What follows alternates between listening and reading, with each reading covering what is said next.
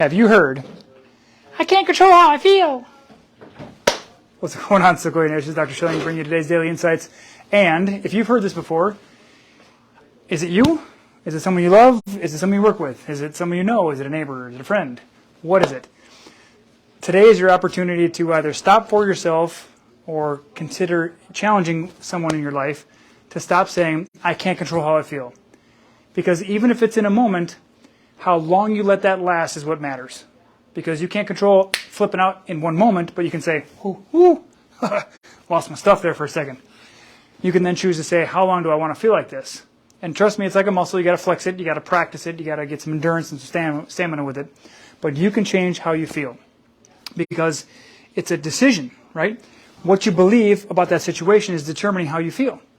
Are you feeling sadness or are you feeling joy? Like totally polar opposites of the spectrum. But what you're believing about in that moment, and when you say, I can't control how I feel, you have given your power away to someone else, and they are now in command of what's going on the inside of you.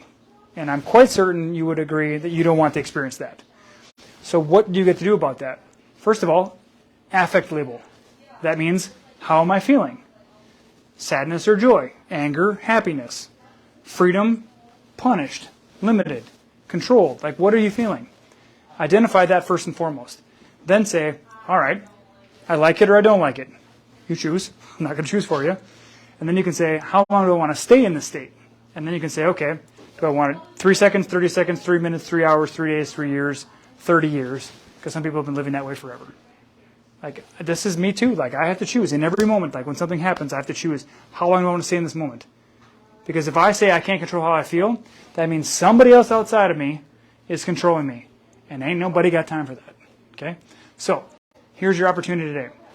Pick a relationship in your life. Pick a situation in your life. Anywhere where you either have heard someone say, I can't control how I feel, or you have said, I can't control how I feel.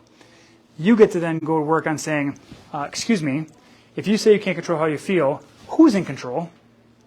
And be like, that's a dang good question. And then you can talk about it. Because they'll help snap them out of that, because they'll get out of their emotional brain and back into their conscious thinking brain, because they'll have to think about it. So I knock my glasses off my face. The point is, what are you doing to challenge yourself by saying, I don't want to feel like this? Okay, who am I giving my power away to? Who am I allowing to control my internal dialogue, my internal state? Because that is not a fun feeling. Okay, doesn't have to be the holidays for that to happen. People are like, any time between Thanksgiving and New Year's, I mean, it's just family time, right? If you're feeling yucky or animosity about any situation, it's because you're giving some of your power away. You're not setting a boundary to keep you in your life and keep them out of your life. Okay? Anyway, take this opportunity today to set a new boundary with yourself by taking ownership of how you feel instead of giving the power over to somebody else and or challenging someone you love, someone you know, somebody you work with to say, how do you want to feel? Take ownership, because that's what it's all about. All right, guys? Hope this has been thought-provoking. We're here for you. Let us know how we can help. If you truly feel like you can't control how you feel, as we say in QNRT, there's a reset for that. All right, guys. Have a good night. Bye.